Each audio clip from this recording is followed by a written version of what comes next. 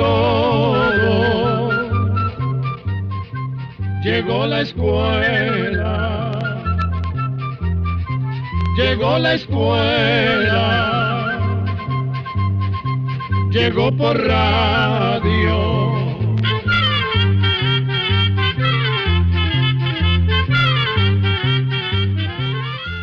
El día de hoy les mostramos un trabajo de lujo. Bienvenidos a un programa del recuerdo. El Instituto Centroamericano de Extensión de la Cultura, ICQ, tiene el agrado de presentar hoy un nuevo programa. Edwin Díaz nos escribe desde Retaluleu, Guatemala, y pregunta: ¿se ha encontrado el arca de Noé?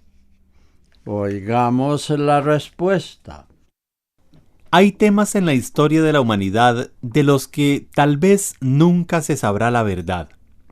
Esto ocurre con el Arca de Noé, una enorme embarcación de la que se cree que se han encontrado pedazos de madera, pero hasta la fecha no ha sido posible comprobar si en realidad esos restos formaron parte del arca. Según las Sagradas Escrituras, poco antes de los 40 días y las 40 noches del diluvio universal, Dios ordenó a Noé construir una enorme embarcación y meter en esta a su esposa, a sus hijos Sem, Cam y Jafet, y a las esposas de ellos. También le pidió llevar en el arca a todos los animales en parejas, así como suficiente agua y la alimentación necesaria. Dicen las Sagradas Escrituras: aquel día fueron rotas todas las fuentes y las cataratas del cielo se abrieron, y hubo lluvia sobre la tierra 40 días y 40 noches. El diluvio cubrió hasta las montañas más altas, y todas las criaturas de la tierra murieron. Solo sobrevivieron Noé y los que lo acompañaron en el arca. Cuando las aguas comenzaron a bajar, el arca quedó asentada en la cima de un monte llamado Ararat, según se lee en la Biblia. Ese cerro se encuentra en Armenia, que es una región de Turquía, en el continente de Asia. Sin embargo, como los científicos no creen que la inundación haya alcanzado semejantes alturas, han buscado los restos del arca en una zona cercana llamada Meseta de Ararat, pero allí no han hallado nada. Aunque en distintas oportunidades varios pilotos han asegurado que han visto el arca al volar cerca del monte de Ararat, hasta ahora solo se sabe que un explorador francés subió hasta lo más alto del cerro en 1955 y allí encontró los pedazos de un horcón de madera. Los científicos comprobaron que esta madera fue labrada hace más de 5.000 años, que es más o menos el tiempo que hace que Noé construyó el arca, pero no pudieron asegurar que éstas sean piezas del arca de Noé. Ana Guadamuz escribe desde Guanacaste, Costa Rica, y hace esta pregunta: ¿por qué a los muertos los sacan de cabeza? Oigamos la respuesta. Lo que se conoce es una antigua costumbre de que los difuntos sean cargados de manera que lleven los pies hacia adelante, tanto al entrar como al salir de la iglesia donde se celebra el funeral, al entrar en el cementerio y al meter el cuerpo en la tumba. Se hace así como una manera de respetar la memoria de la persona fallecida. Con los pies hacia adelante, el difunto va acomodando la cara en la dirección en que lo llevan, de modo que tenga enfrente el altar de la iglesia y la tumba en el cementerio. Esa es la costumbre. Sin embargo, si por desconocimiento sucede que a un difunto se le saque de la cabeza primero, aunque va contra la costumbre, eso no es ningún problema, siempre y cuando el funeral se haga con respeto y con la sincera intención de honrar la memoria del fallecido. ¿Cuántas horas duerme una hormiga? Desde Zarcero, Costa Rica, Evencio Tobías Pérez Varela nos hace esta consulta. Escuchemos la respuesta. Si usted observa un hormiguero, le parecerá que las hormigas no duermen, que son incansables. Sin embargo, aunque no duermen como lo hacemos las personas, en ciertas horas del día todos los insectos bajan las funciones y el trabajo de su organismo, es decir, bajan la velocidad de lo que hacen y entran en una especie de reposo. Entonces, lo que sucede es que mientras la mayoría trabaja, otras hormigas reducen su actividad o trabajo y descansan de esta manera. Un estimable oyente que nos escribe desde San Salvador, El Salvador, nos pregunta lo siguiente: ¿de dónde toman el dulce los guineos cuando maduran si los cortan verdes? Oigamos la respuesta. Como usted dice, hay frutas como el guineo y otras que aunque se corten verdes siguen madurando. Esto se debe a que estas frutas tienen dentro de sus tejidos las sustancias que necesitan para seguir sus procesos naturales. Por ejemplo, tienen almidón que se va transformando en azúcar. Por eso, aunque se corten, se vuelven más dulces y más suaves. También les cambia el olor y el color. Sin embargo, hay algunas frutas como por ejemplo el melón y las naranjas, que si se cortan muy verdes no maduran completamente. Esto se debe a que estas frutas necesitan tomar de la planta aquellas sustancias para llevar a cabo la maduración.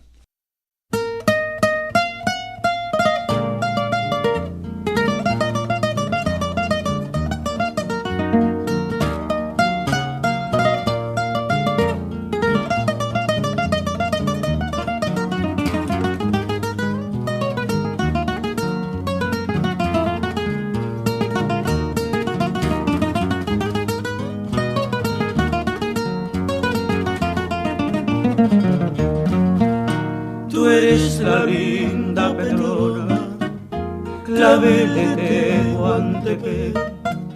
Tú eres la linda Petrona, clavel de Tehuantepec. Rosa de Castilla y rama y Petrona, cortada al amanecer. Rosa de Castilla y rama y Petrona, cortada al amanecer.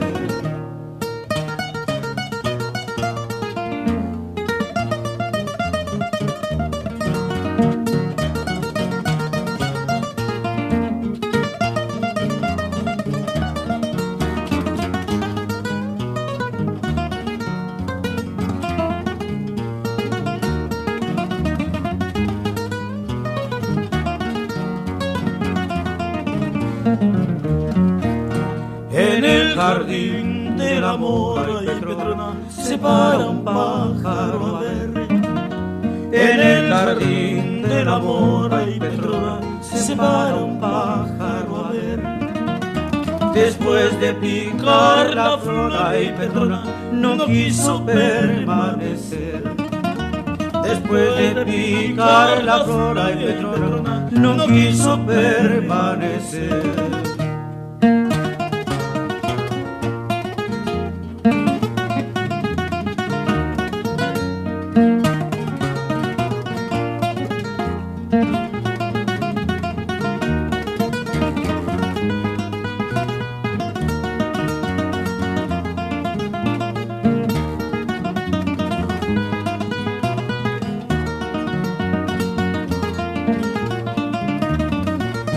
Petronita de mi vida, Petronita mi adorada, Petronita de mi vida, Petronita mi adorada. No te quiero por bonita y Petrona, sino por mujer honrada. No te quiero por bonita y Petrona, sino por mujer honrada.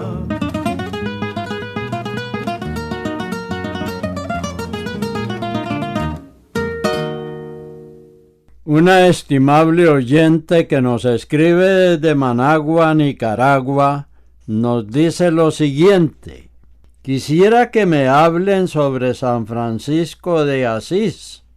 Escuchemos la respuesta. San Francisco de Asís fue el fundador de la Orden de los Franciscanos. Su modo de vivir en pobreza, sirviendo a los más necesitados y predicando el Evangelio, inspiró a mucha gente durante la Edad Media a seguirlo. Aún hoy en día, muchas personas siguen admirando la forma ejemplar en que vivió el cristianismo. Francisco fue el hijo de un rico y próspero comerciante de telas.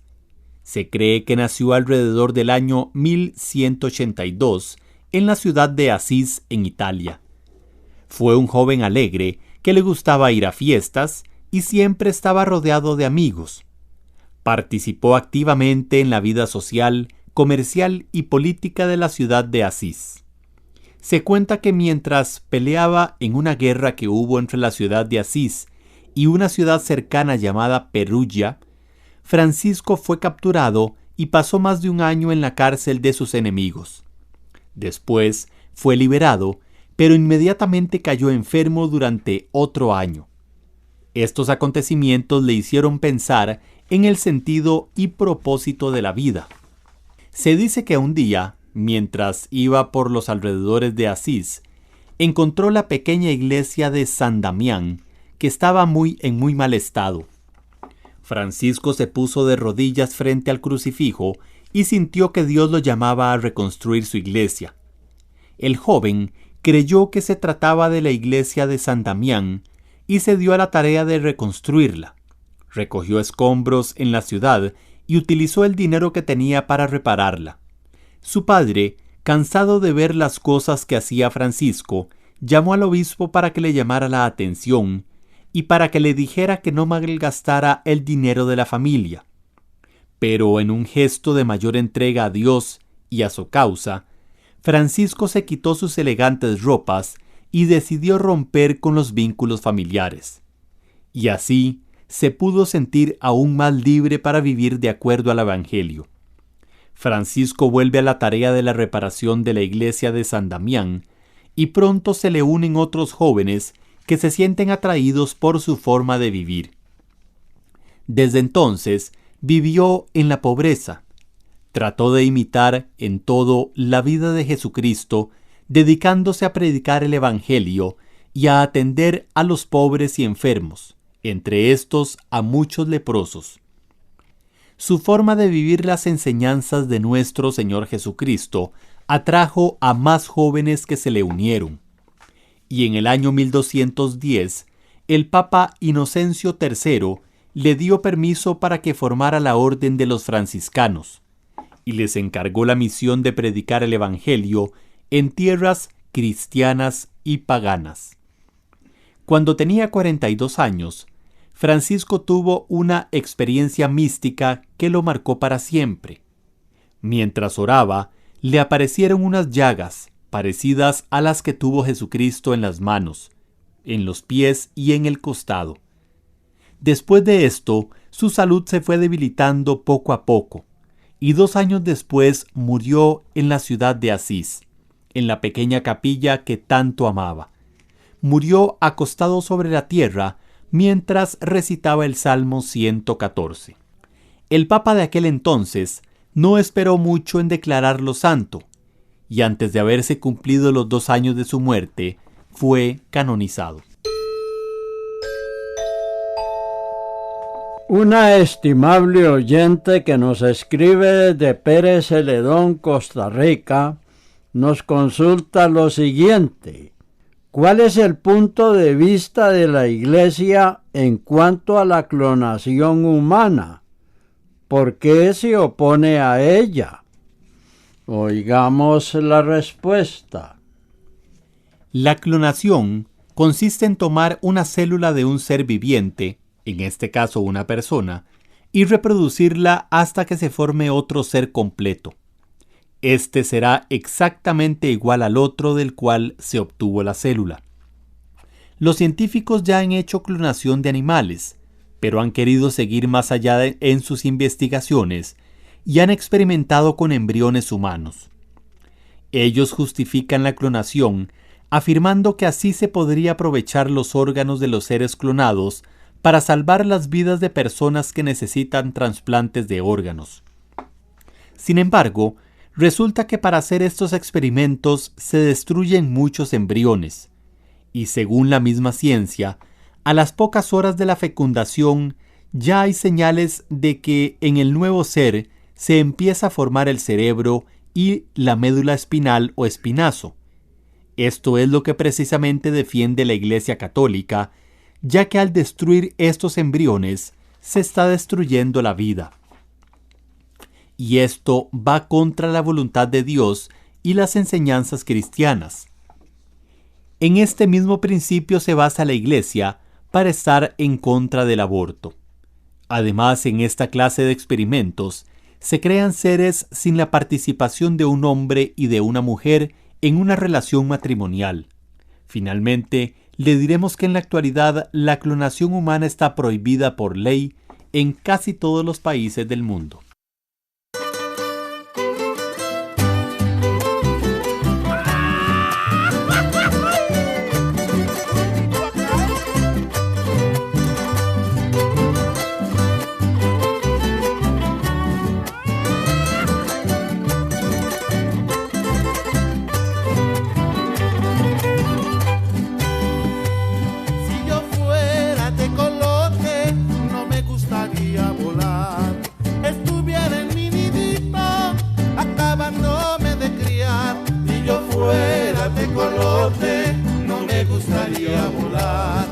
Estuviera en mi nidito, acabándome de criar. Te curicuricuricú, te curicuricuricú. Estuviera en mi nidito, acabándome de criar, acabándome de criar.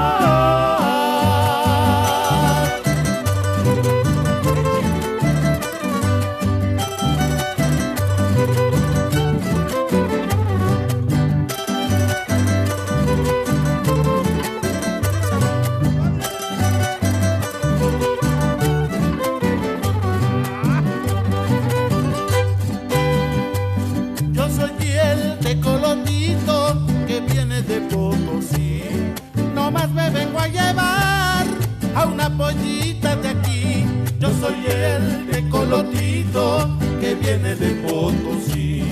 No más me vengo a llevar a una pollita de aquí. Te curicuricuricú, te curicuricuricú. No más me vengo a llevar a una pollita de aquí, a una pollita de aquí.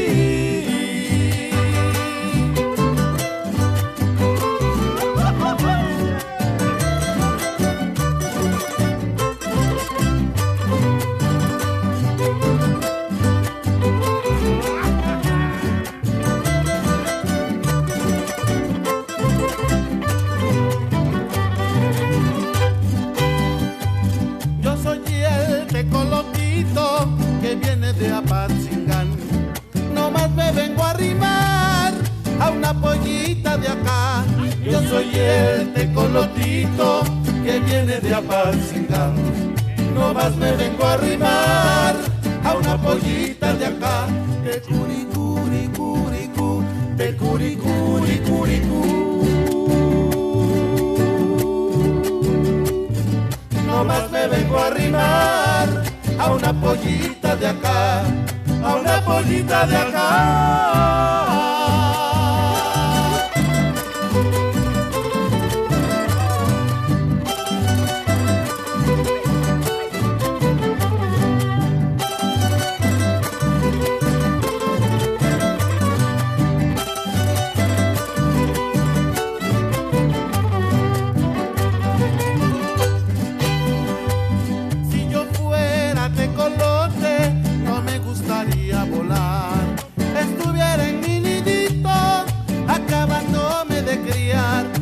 Fuera tecolote, no me gustaría volar.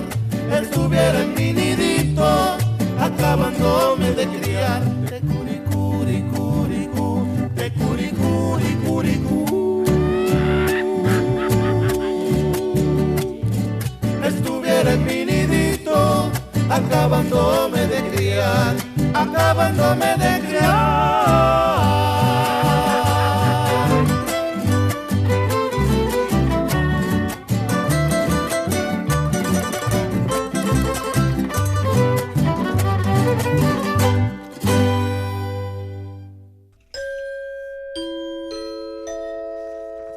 Un estimable oyente que nos escucha desde Managua, Nicaragua, nos consulta lo siguiente. Hace algún tiempo se hablaba sobre la posibilidad de rehabilitar el ferry entre Nicaragua y El Salvador. Quisiera saber qué ha sido de este proyecto, que sería algo muy útil para ambos países. Oigamos la respuesta. Hace casi 40 años existió un ferry entre El Salvador y Nicaragua que trasladaba a viajeros y vehículos a través del mar. Sin embargo, este servicio dejó de funcionar cuando el general Anastasio Somoza fue derrocado. El proyecto de volver a instalar el ferry tiene varios años de estarse gestionando. Funcionaría entre el puerto de Potosí, en Chinandega, Nicaragua, y el puerto de Cutuco, en el departamento de La Unión, El Salvador. El recorrido sería de unos 55 kilómetros y el viaje duraría unas 5 o 6 horas. El problema es que las instalaciones del lado nicaragüense están en ruinas. Por lo tanto, habría que construir un puerto nuevo. Además, el ferry en sí costaría unos $500,000, y el gobierno nicaragüense en la actualidad no cuenta con presupuesto para invertir en todas esas obras. Se planea que alguna compañía privada realice el proyecto, pero hasta el año pasado no se sabía nada más de él. ¿Por qué los perros duermen tanto? Esta pregunta nos la hace un oyente que nos escucha desde Desamparados, Costa Rica. Oigamos la respuesta. Generalmente un perro adulto duerme de 13 a 16 horas al día. Sin embargo, este tiempo puede variar dependiendo del ambiente donde viva ese animal. Por ejemplo, los perros que viven como mascotas en casas y apartamentos, donde no hay mucha actividad, por lo general dormitan más que los que viven en el campo. Durante el día los perros tienen un sueño muy liviano y se despiertan con facilidad cuando oyen algún ruido, huelen comida o sienten algún movimiento cerca de ellos. Estas siestas son muy buenas para el perro, ya que le ayudan a mantener la salud y le reponen energía. Sin embargo, cosas como la edad, un problema de salud o bien algún medicamento pueden hacer que un perro duerma más de lo normal. Y así llegamos al final del programa de hoy. Envíenos sus preguntas al apartado 2948-1000 San José, Costa Rica. También pueden enviarnos sus preguntas al correo electrónico icq@icq.org o encuéntrenos en Facebook como Oigamos la Respuesta o llámenos por teléfono, código de área 506, números 2225-5238 o 2225-5338. Recuerde que comprender lo comprensible es un derecho humano.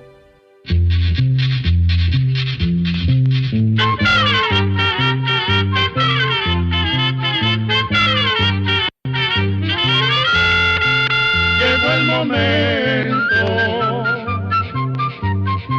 de despedirnos.